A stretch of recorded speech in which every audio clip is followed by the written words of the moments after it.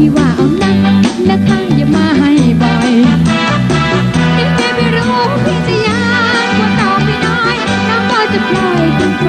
อัดพี่อย่ามาหานั่งใบนะคะเดี๋ยวเมียพี่ว่านะจ๊ะรู้นักว่าเมียพี่ดุ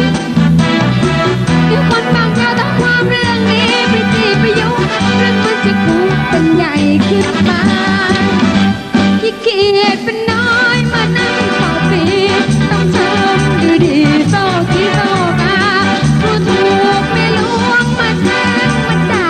มานั่งน้ำตาหยดติ่งติ่งเอ้ยจริงไหมคะพ่อคุณ